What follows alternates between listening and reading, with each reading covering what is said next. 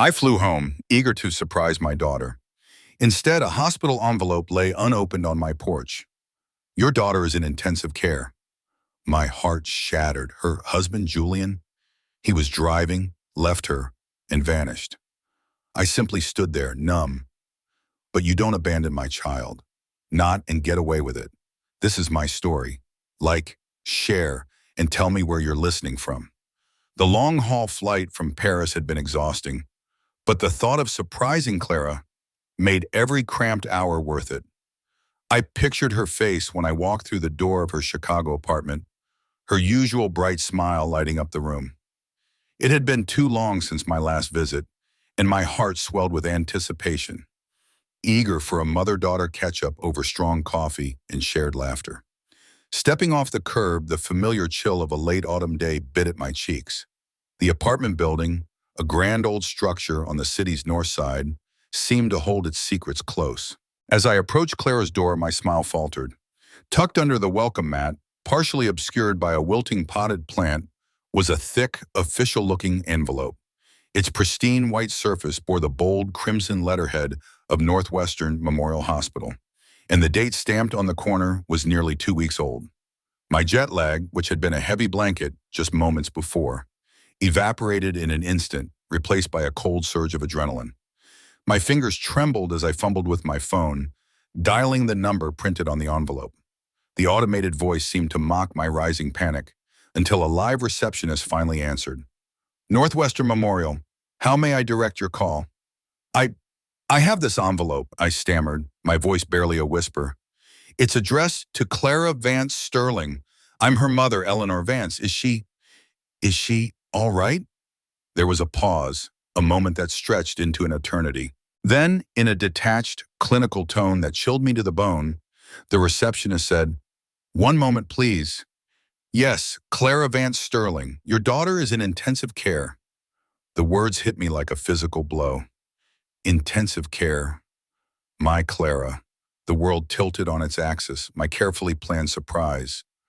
My joy shattered into 1,000 pieces. I remember hearing a vague buzzing in my ears, my grip tightening on the phone. "I'm coming," I managed to choke out, the words feeling foreign in my own mouth. The journey to the hospital was a blur of frantic taxi rides and desperate prayers. The sterile white walls of Northwestern Memorial did little to calm my racing heart. At the ICU desk, a kind-faced woman with tired eyes introduced herself as Nurse Miller. "Eleanor Vance," she confirmed, her voice soft but grave. "Your daughter, Clara Vance Sterling, was admitted 6 days ago. A severe auto accident." 6 days. 6 whole days, and no one had called me. A knot of terror tightened in my stomach. "And her husband?" I asked, my voice raw, a sudden desperate hope clinging to the name. "Julian Sterling, where is he?" Nurse Miller's gaze dropped to the chart in front of her, a subtle shift in her demeanor. "Mr. Sterling was here briefly during admission." "Yes," she began slowly, her words measured. "But he hasn't returned since." "What?"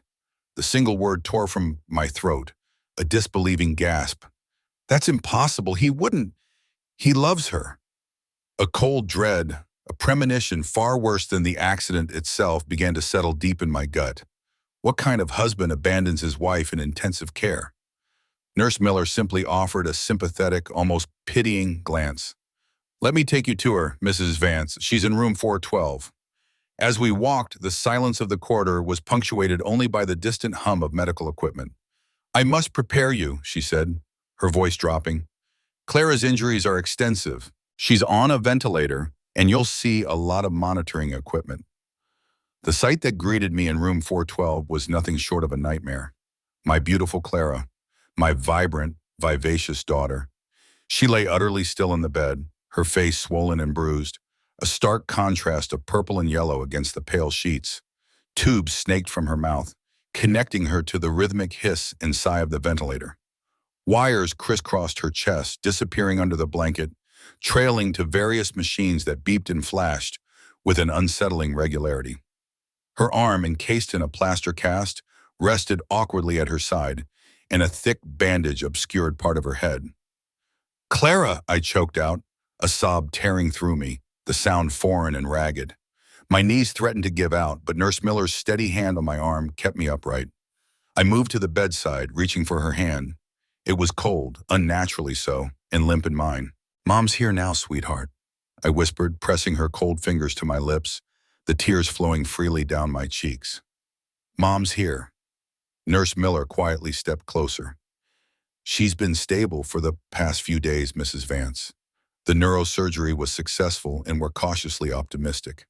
Her words were meant to reassure, but the vision of Clara, so broken and fragile, made them feel hollow. "What exactly happened?" I asked, my voice barely a whisper, turning my tear-streaked face to the nurse. The question wasn't just about the crash. It was about Julian, about the missing days, about the chilling emptiness of his absence. Nurse Miller sighed softly, picking up a clipboard. According to the police report and Mr. Sterling's statement during admission, her husband was driving. They were traveling at approximately 90 mph on I-90 when he lost control of the vehicle. Clara wasn't wearing a seatbelt. The words hung in the air, heavy and damning. 90 miles per hour, no seatbelt. And Julian, "Mr. Sterling," Nurse Miller continued, her voice devoid of judgment but full of facts, "walked away with only minor injuries, a few lacerations, some bruising. He was released the same night after giving his statement to the police." My hand, still clutching Clara's, began to tremble. Minor injuries, released the same night. While my daughter lay here, a shattered reflection of her former self, fighting for every breath, Julian had simply walked away. And then he had vanished. The cold dread in my gut transformed into a searing heat, a dangerous, simmering anger. This wasn't just an accident. This was something far, far worse.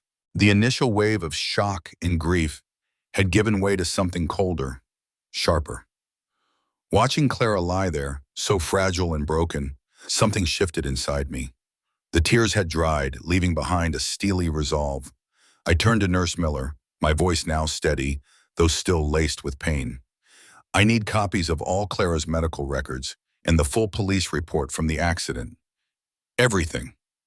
My request was not an ask, but a quiet command. I leaned back over Clara, gently stroking her forehead, careful to avoid the bandages. Her skin was cool, almost ethereal. "I'm not going anywhere, sweetheart," I whispered, my voice thick with emotion. "Mom's here now, and I'm going to find out exactly what happened. I promise you." It was a vow made not just to my unconscious daughter, but to myself. My phone felt like a block of ice in my hand as I typed out the message. My fingers hesitated for a moment over Julian's name, then pressed send. "Julian, I'm at Northwestern with Clara. She's in intensive care. Please call me immediately." It was direct, devoid of emotion, a desperate attempt to gauge if there was any flicker of decency left in the man who had abandoned my daughter. I waited. 1 hour crawled by, then 2, then 3. Each unanswered minute, each silent vibration from my phone that wasn't Julian, cemented a terrible suspicion in my mind. He wasn't coming. He wasn't even going to call. The man Clara had married, the man she loved, was a ghost, or worse, a coward. Later that afternoon, a kind-faced man with a reassuring demeanor introduced himself as Dr. Gupta, Clara's neurosurgeon. He walked me through the litany of her injuries with a somber tone. "The brain injury was significant, Mrs. Vance, a severe concussion with intracranial bleeding, though we've managed to stabilize that. She also suffered a punctured lung, several fractured ribs, and a fractured femur that required surgery." He paused, letting the grim details sink in. "But," he continued, a flicker of guarded optimism in his eyes, "Clara is young and she was in excellent health before the accident. We're cautiously optimistic about her recovery, though it will be a long road. The prognosis is good, all things considered." "Good?" I echoed, glancing at my daughter's bruised, swollen face, her chest rising and falling with the aid of a machine. It felt like a cruel joke, but I nodded, forcing myself to cling to any scrap of hope. The police report arrived next, a thick stack of papers detailing the mechanics of the crash. My eyes scanned the official jargon, searching for answers, and found instead a fresh wave of sickening disbelief. Julian Sterling, the report confirmed, had been driving at approximately 93 miles per hour in a 45 miles per hour zone. His blood alcohol level measured at the scene was 0.11, well above the legal limit. My stomach churned. He hadn't just made a mistake. He had been recklessly, criminally negligent. Just as the full weight of this betrayal began to settle, there was a knock on the doorframe. Officer Davies, the same first responder listed on the report, stood there. His uniform crisp, his expression serious. "Mrs. Vance, I'm sorry to intrude. I was actually looking for Mr. Sterling. We have some follow-up questions for him." "He's not here," I stated flatly, my gaze unwavering. "He hasn't been here since the night of the accident." Officer Davies' eyebrows furrowed slightly. "That's unfortunate. We have reason to believe, based on witness statements and preliminary cell phone data, that Mr. Sterling may have been texting at the time of the crash." The words hit me like a fresh blow, igniting a white-hot rage that surged through my veins, eclipsing even the grief. Drunk, speeding, texting. The image of Clara, so defenseless, so dependent on him, flashed before my eyes. "Have you filed charges?" I demanded, my voice low and dangerous. Officer Davies looked directly at me, a solemn nod. "Mrs. Vance, we are building a strong case. Based on the evidence, we're looking at charges for reckless endangerment and quite possibly vehicular assault. His flight only complicates matters for him." Vehicular assault. The legal term felt too mild for the damage he had inflicted, but it was a start. As soon as Officer Davies left, promising to keep me updated, I pulled out my phone again, my fingers flying across the screen. I opened my personal banking app, accessing the joint accounts Clara shared with Julian. My intention was simply to see if he'd accessed any funds recently, perhaps to track his whereabouts. What I found was a series of large, luxury withdrawals made in Miami. Miami. My breath hitched.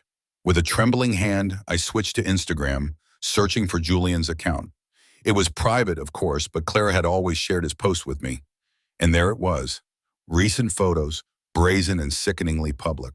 Julian grinning, bare-chested on the deck of a gleaming yacht, surrounded by scantily clad women and a familiar face, his old college friend, Kyle Jenkins.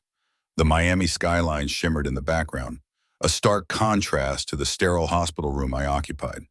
The caption under the photo read, "Living the dream with the boys, 3 days in and no signs of stopping." 3 days in.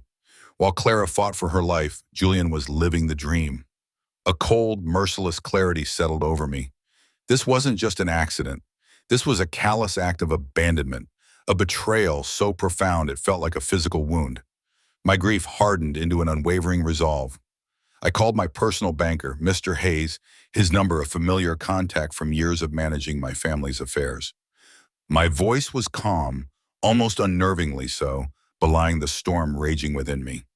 "Mr. Hayes," I stated without preamble, "I need to freeze all accounts Julian Sterling has access to immediately." And I mean immediately.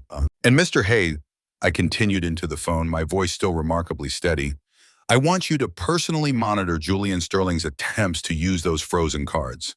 I want to know when and where he tries and what his immediate reaction is. Text me the details." A cold, hard certainty had settled over me. This was no longer just about Clara's recovery. It was about justice. "Also," I added, my mind racing ahead, "I need a complete financial history for Julian Sterling, starting from the day he married my daughter. Every transaction, every penny." There was a brief pause on the other end, a hint of surprise in Mr. Hayes' usually unflappable tone, but he simply replied, "Consider it done, Mrs. Vance." I ended the call, then leaned close to Clara, gently smoothing a stray lock of hair from her bruised temple. The machines continued their rhythmic symphony around us, a constant reminder of the thin line she walked between this world and the next. "I found him, sweetheart," I whispered, my voice laced with a dangerous calm. "He's in Miami celebrating.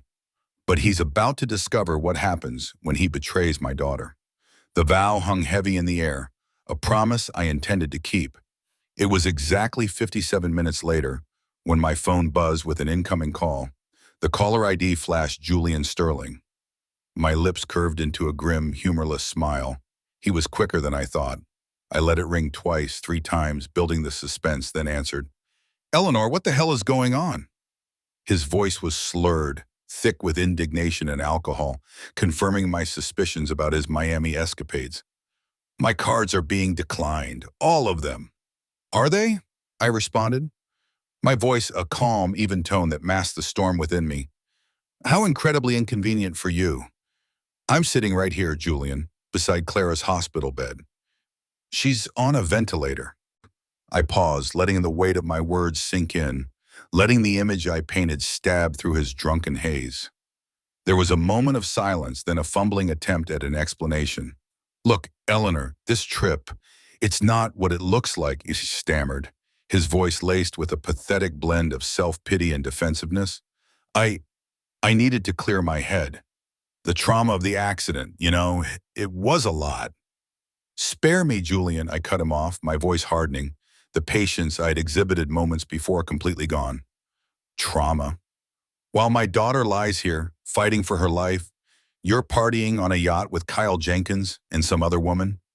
I've seen the Instagram photos. And by the way, Officer Davies from the Chicago PD is looking for you. He mentioned something about you driving under the influence, 93, in a 45, and perhaps even texting at the time of the crash." His voice, which had started out slurred, now sharpened with a distinct edge of anger. "Listen to me carefully, Eleanor," he threatened, the false bravado of his earlier excuses crumbling. "You need to unfreeze those accounts right now. I have expenses to cover here. Significant expenses." "Oh, I'm quite aware of your expenses, Julian," I retorted, a mirthless chuckle escaping my lips. "Like the $15,000 in cash withdrawals you've made over the past few days? Or perhaps the yacht rental? Or was it the $3,000 dinner you had last night that's causing you distress?" "That's an invasion of privacy," he spluttered, his voice rising in panic and fury. I laughed again, a cold, sharp sound. "Privacy? You're spending my daughter's money she earned and contributed to, while she's fighting for her life in a hospital bed. You forfeited any right to privacy when you abandoned her, Julian." His carefully constructed facade completely cracked. "The accident wasn't my fault," he insisted, his voice cracking with desperation. "She wasn't wearing her seatbelt. It was her choice." "Her choice, Julian?" I echoed, my voice a whip crack. "According to the police report, you were drunk, speeding, and possibly distracted. Her choice? Or your criminal negligence?" He tried a different tactic then, a sickeningly familiar, cajoling tone. "Eleanor, come on. We're family. We can talk through this like adults. I'll come back tomorrow. We can sort this all out." "We are not family, Julian," I stated, each word a stone falling into a deep well. "Not anymore. And those were never our accounts. They were Clara's, with access for you as her husband. That access has been permanently revoked." "You bitch," he hissed, the mask completely off, revealing the ugly truth beneath. "You have no idea who you're dealing with." "On the contrary, Julian," I replied, my voice chillingly calm, "I know exactly who I'm dealing with now." And with that, I ended the call, the click of the phone, a final definitive period on our conversation. I turned to Nurse Miller, who had discreetly been present during the call, observing with a sympathetic expression. "Nurse," I said, my voice firm and unwavering, "I need to ensure that Julian Sterling is not to have any contact with my daughter. Not by phone, not in person. He is not to be allowed anywhere near this room or this hospital. Is that clear?" The financial report from Mr. Hayes arrived in my inbox with startling speed. I opened the PDF, a chilling sense of forensic determination guiding my eyes over the columns of data. Julian's spending since marrying Clara was a roadmap of escalating extravagance. High-end restaurants, designer clothes, lavish trips, a lifestyle far beyond what his own modest income could support. But what truly caught my attention was a pattern of regular, significant transfers to an unrecognized account. The name attached to it, Michelle Dubois, Tampa, Florida. Tampa, Michelle Dubois. The pieces, still fragmented, began to connect. Just as I was contemplating this new discovery, My phone vibrated with a text from Mr. Hayes. Julian Sterling just attempted 3 separate cash withdrawals in Miami. All denied. Reaction noted as extremely agitated. A small, grim smile touched my lips. Good. I remembered Kyle Jenkins' Instagram post, the one showing Julian living the dream. Scrolling through Kyle's public profile, I found another video uploaded just an hour ago. It was shaky, clearly filmed in secret, but unmistakable. Julian, his face contorted in a mask of drunken rage, was screaming at a server on what looked like the yacht's deck, before violently throwing a champagne glass that shattered against the railing. "You think you can just cut me off?" he shrieked, his voice slurred and ugly. "I'm Julian Sterling. I own this place." The caption read, "Julian's having a rough morning. Someone's credit card got declined. LOL." The evidence was irrefutable. I immediately forwarded the video link, along with the specific yacht and marina information I'd gathered, to Officer Davies. He responded almost instantly. "On it, Mrs. Vance." A short while later, Officer Davies called. "Mrs. Vance, good news and bad news. Miami-Dade police located Mr. Sterling on the yacht. They spoke with him, but unfortunately, they couldn't detain him solely on your Chicago-based vehicular assault charges. That requires extradition, and we haven't officially filed yet." My jaw tightened. So he was still free. However, Davies continued, a note of satisfaction in his voice. The yacht charter company confirmed that Mr. Sterling's payment was indeed declined. They filed charges against him for theft of services. That's a local charge, Mrs. Vance. They picked him up on that. A wave of relief, quickly followed by vindication, washed over me. "So, he's arrested?" "Well, he was," Officer Davies clarified. "He posted bail almost immediately, but the good news is his passport has been flagged. He's officially on the run from Miami-Dade, and that makes it much easier for us to move forward with our charges and an extradition request." "On the run," I repeated, a thrill of cold satisfaction.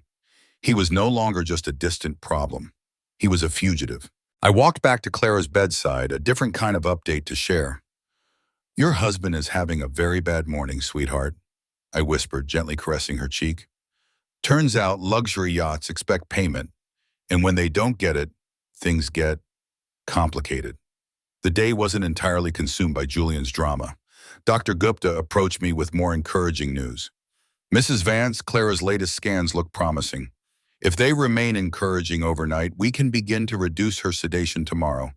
It's the first step towards bringing her back to us." A fragile hope bloomed in my chest. Tomorrow. Clara might start to wake up tomorrow. That glimmer of hope fueled my resolve to finish my investigation into Julian. I returned to my research on Michelle Dubois. A quick search on social media platforms brought up several profiles. One, public, belonging to a Michelle Dubois Tampa realtor, featured a photo album titled Summer Getaway.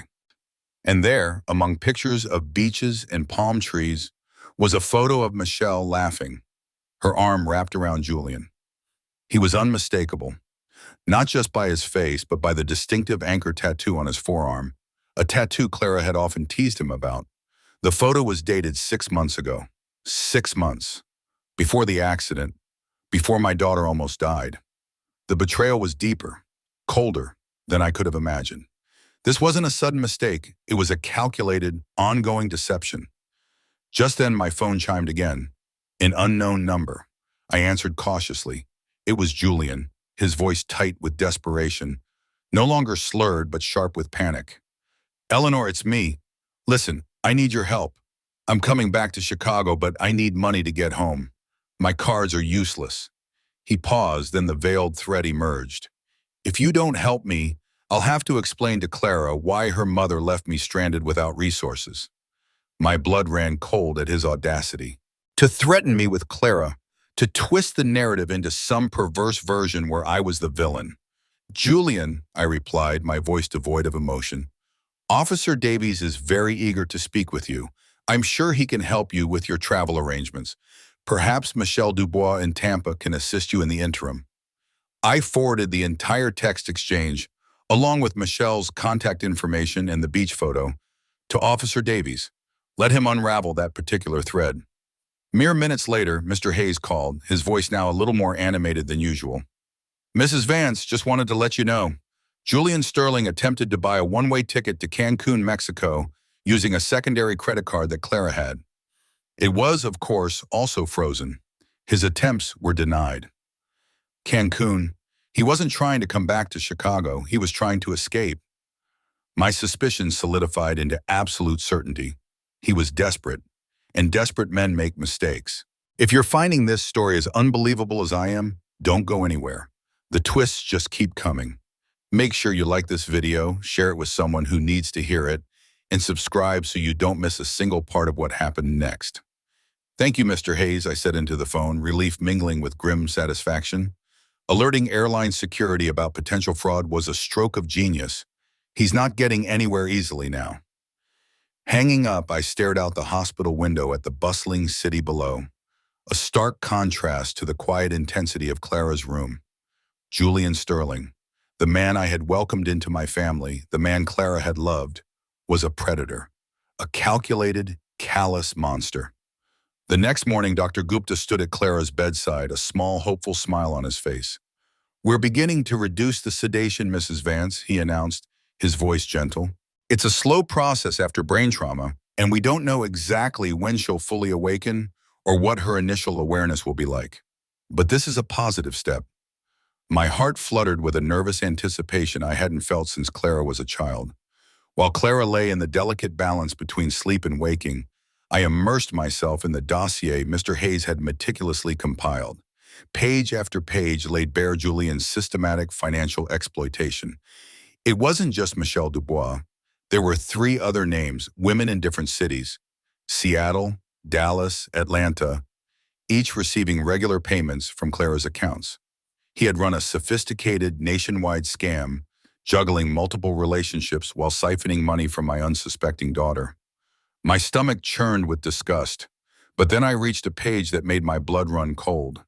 2 months after their wedding, Julian Sterling had taken out a $500,000 life insurance policy on Clara, with a double indemnity clause for accidental death.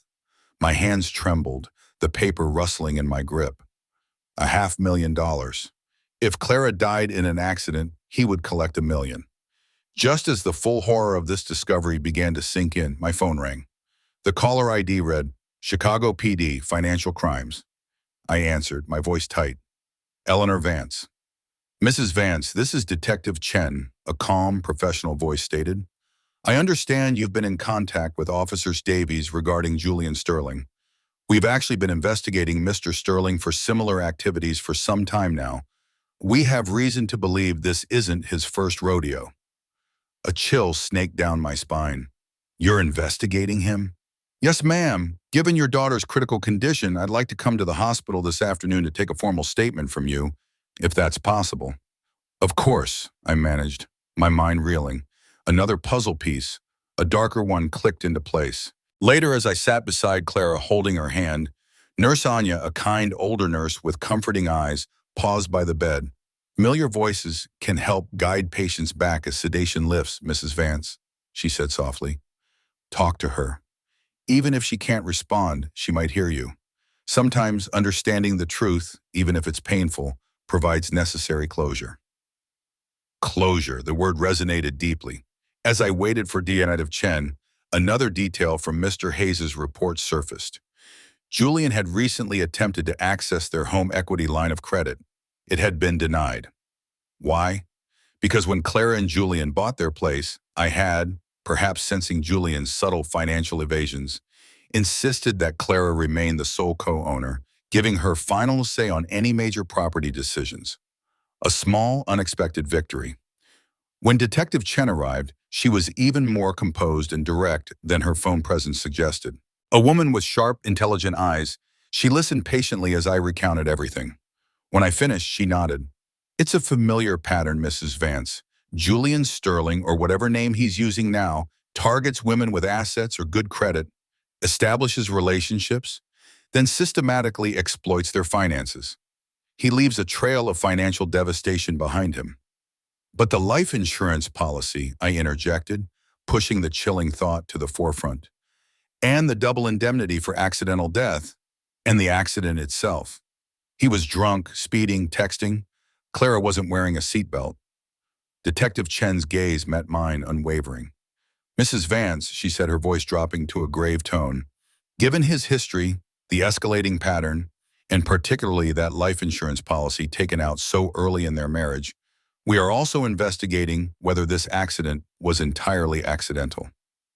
My heart pounded, a monstrous implication echoing in the sterile room. You think he tried to kill her? The words were barely a whisper, too terrible to voice aloud. Just as the horrific possibility fully registered, a subtle movement caught my eye. Clara's fingers, which I had been holding, twitched. A weak but definite pressure. My breath hitched.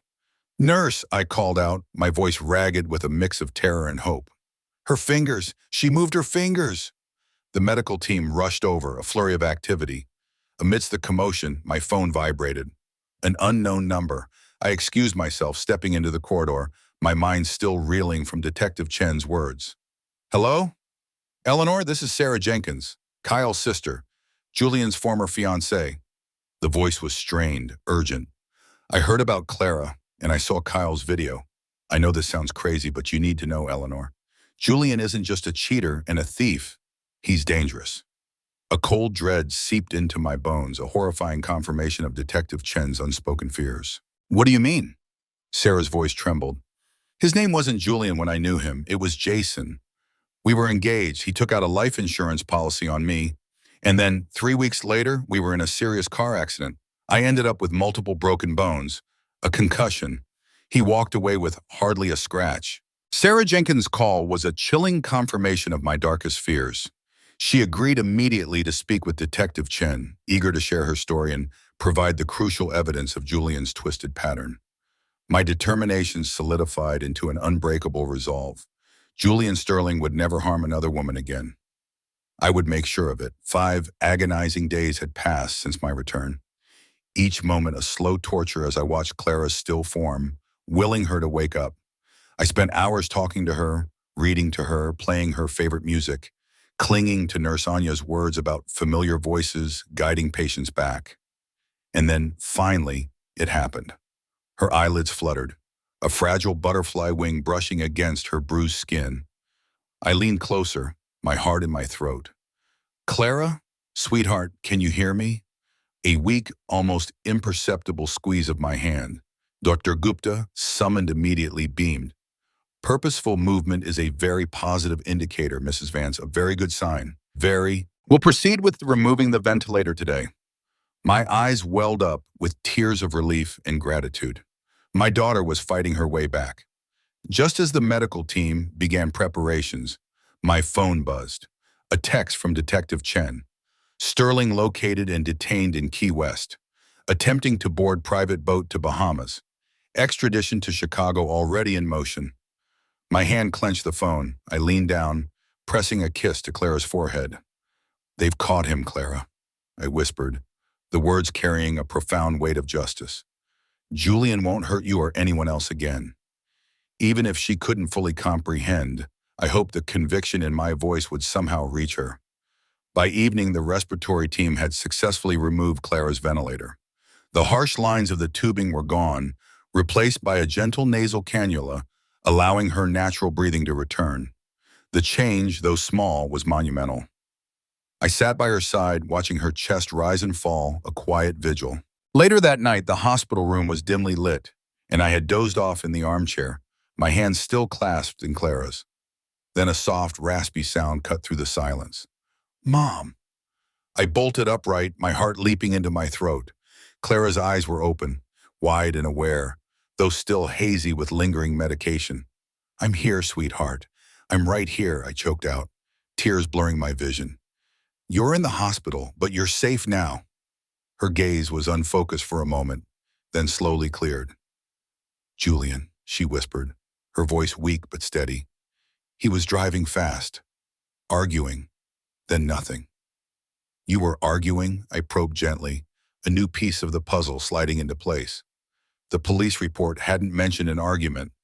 I remembered Julian's desperate insistence that the accident wasn't his fault, that she wasn't wearing her seatbelt.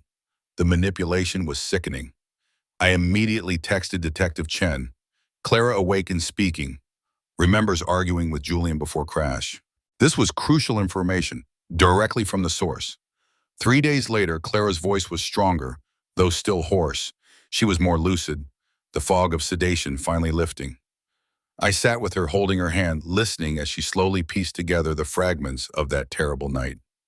He wanted me to liquidate my investment portfolio, Clara recounted, her brow furrowing with distress.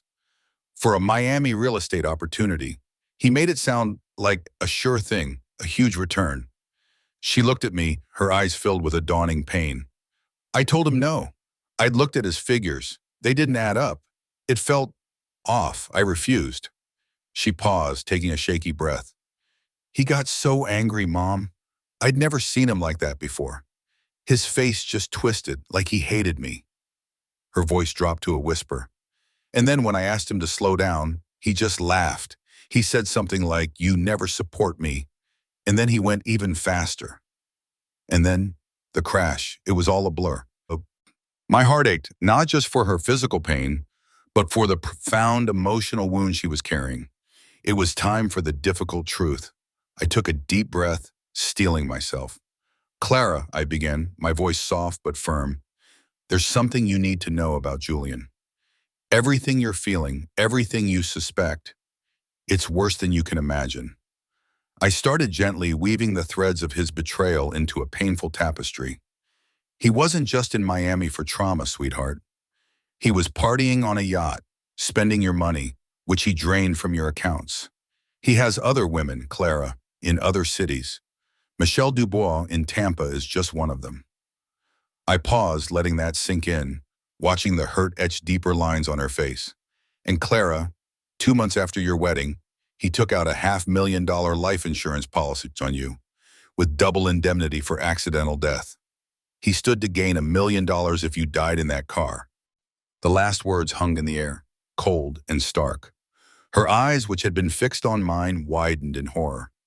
"No," she whispered, shaking her head slowly, a single tear tracing a path down her bruised cheek. "No, Mom, he wouldn't."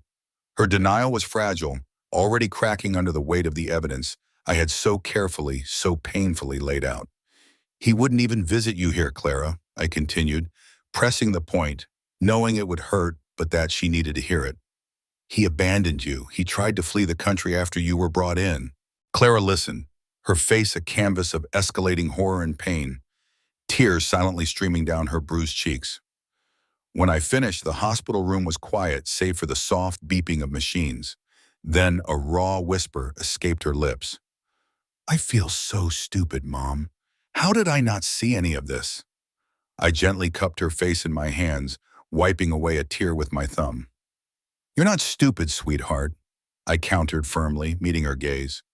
"Julian is a practiced manipulator, a con artist. He specifically seeks out women like you, intelligent, kind, and with something to lose. He's done this before. He manipulates, he charms, he deceives. You were in love, Clara. That makes you vulnerable, not stupid." Then I shifted to give her some comfort amidst the devastating truth. "He's been arrested, Clara, in Florida. He's facing multiple charges here in Chicago, and more will follow. He can't hurt you or anyone else ever again." Initially, Clara seemed skeptical that Julian would truly face consequences, perhaps still under the spell of his charming deceit. But as I detailed the overwhelming evidence, the financial records, Sarah Jenkins's testimony, the yacht charges, his attempts to flee, and explained the legal protections now in place, a flicker of relief and then a quiet determination began to settle in her eyes. Dargupta arrived shortly after, his face alight with genuine pleasure. "Clara, your neurological progress is remarkable. We're very pleased. But," he cautioned, his tone becoming serious, "the road to full recovery will still be long. Physical therapy will begin tomorrow to address the femur fracture and muscle atrophy. It will be challenging, but you're a fighter." Clara managed a small, tired nod. A new thought seemed to surface in her mind. "Mom," she asked, her voice still weak, Did you cut your trip short? I thought you were in Paris for another week." I smiled, a genuine, albeit weary smile. "I decided to surprise you," I confirmed. "I had a sudden feeling, a mother's intuition, I suppose. And it's a good thing I did.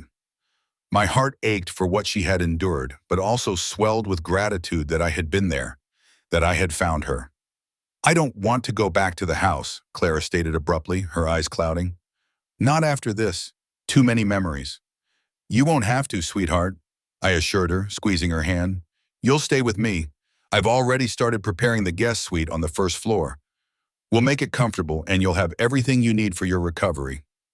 A small, pained but genuine laugh escaped her lips, the first real laugh since the accident.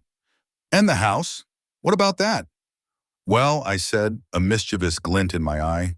It turns out Julian's name isn't actually on the deed. He kept forgetting to sign those final ownership transfer papers.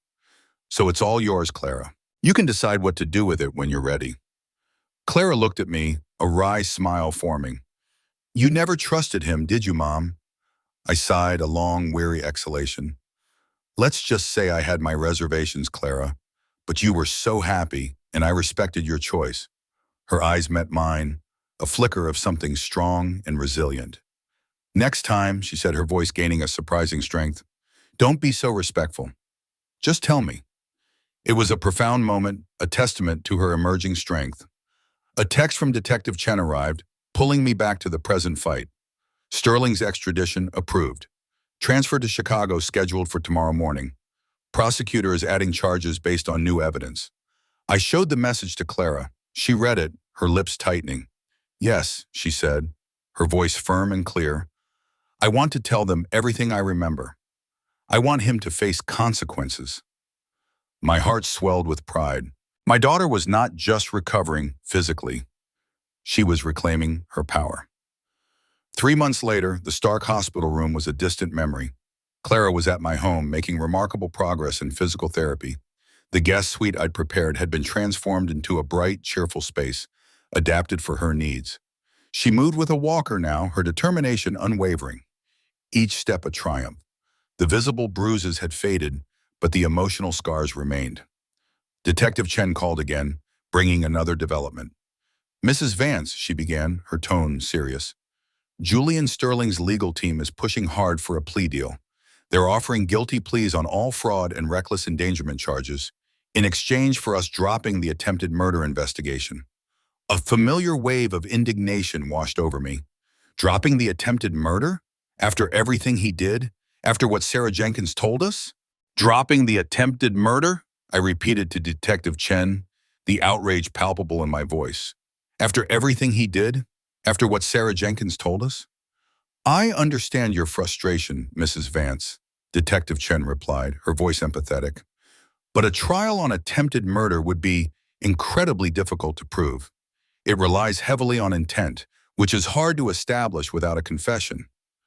The plea deal they're offering, 8 to 12 years for fraud and reckless endangerment, is a guaranteed sentence. A trial could potentially result in 20-plus years, but there's always a risk of acquittal, which would mean he walks free.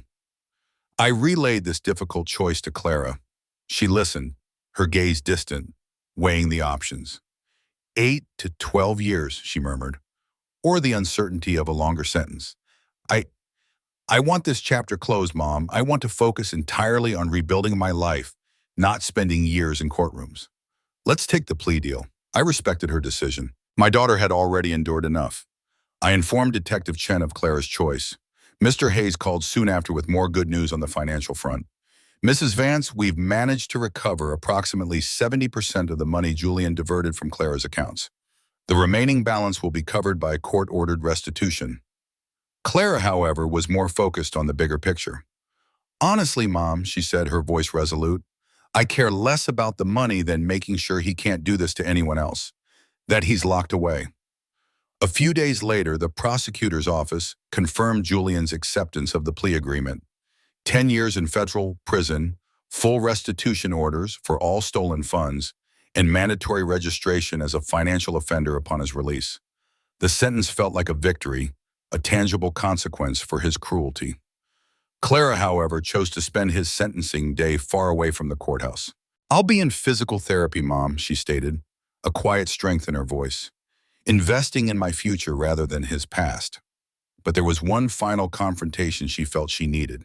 2 weeks after regaining full consciousness, Clara, still in a wheelchair, was wheeled into a sterile conference room at the hospital. Detective Chen was there, along with a recording device. I stood by at Clara's side, my hand resting protectively on her shoulder. "I need to see him, Mom," Clara had stated earlier that morning, her eyes blazing with a mixture of fear and defiance. "I need him to look me in the eye after what he did. I need to face him." As we waited, Detective Chen gave a final reminder. "Remember, Clara, Mrs. Vance, this is being recorded. Anything said can be used as evidence." The door opened and Julian was ushered in by 2 uniformed officers. My breath hitched. The man who entered was a shadow of the charming, confident Julian Sterling I had known. Unshaven, hollow-eyed, his shoulders slumped beneath the unflattering orange jumpsuit, he looked defeated, pathetic. His eyes, once so captivating, now held a haunted, desperate quality. He glanced at me, then his gaze fell upon Clara, her broken arm in a sling, her legs still in a brace, her face pale but determined. A flicker of something, surprise, shock, crossed his features. Then, as if a switch had flipped, he straightened, attempting his old, rehearsed performance. "Clara, my God," he began, his voice laced with feigned concern, a grotesque parody of love. "I've been so worried. This is all a huge misunderstanding, sweetheart. You know I never intended any harm."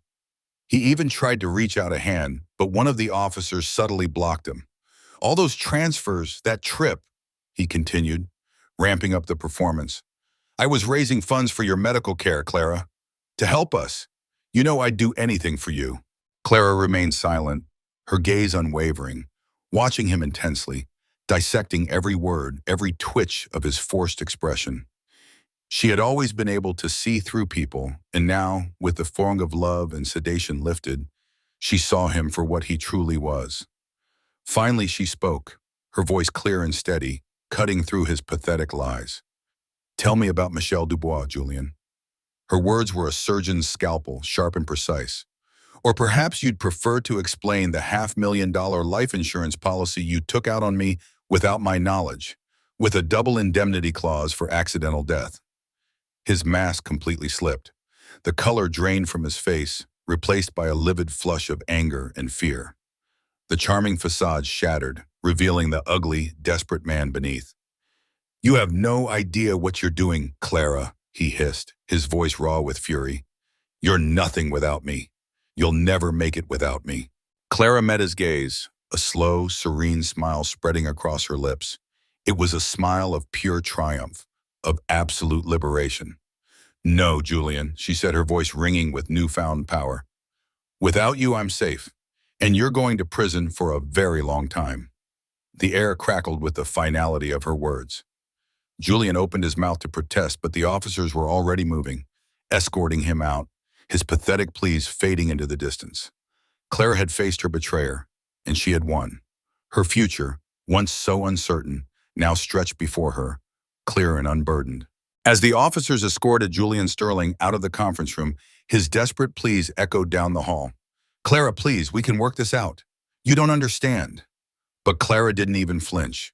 She simply turned her head, her eyes meeting mine, a quiet, profound triumph shining in their depths. The last vestiges of his power over her had finally shattered. 1 year later, the air buzzed with conversation and the clinking of wine glasses. I stood amidst a vibrant collection of paintings at a gallery in downtown Chicago, a proud smile on my face. The exhibition was titled Fragments and Wholeness, and every piece was Clara's. She navigated the crowded room with a sleek titanium walker, her movements fluid and confident, a stark contrast to the broken girl I had found. With immense pride, she pointed out the little red souled dots beside her favorite paintings. This exhibition wasn't just about art. It was a public reclamation of her identity, a visual narrative of her journey from the darkness of betrayal and trauma to the light of healing and self-discovery. A portion of the proceeds, Clara had insisted, would go to a new foundation she was establishing for survivors of intimate partner violence. "I couldn't have created any of this without you, Mom," Clara said, her voice soft with gratitude as she leaned against me, gazing at a powerful abstract piece titled Reconstruction. You showed me what real strength looks like. I wrapped an arm around her, hugging her close. You had that strength all along, sweetheart. I countered, my voice thick with emotion. I just helped clear the obstacles so you could recognize it. A familiar, friendly face approached. It was Mr. Hayes, holding a congratulatory bouquet. Clara, Eleanor, he said, shaking our hands warmly. On behalf of the bank and personally, we're making a significant donation to your foundation. It's the least we can do. It was a full circle moment, a quiet acknowledgement of the role he had played in unraveling Julian's lies. Later, as the gallery began to clear, I shared another piece of news with Clara. Julian's appeal was denied, I told her. She simply nodded, a serene expression on her face. Good, she responded, her voice calm, though honestly, he occupies less and less space in my thoughts these days. It was the ultimate victory, his irrelevance.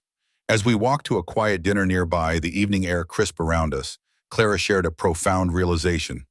The most powerful protection you gave me, Mom, she mused, wasn't just freezing his accounts or helping the police.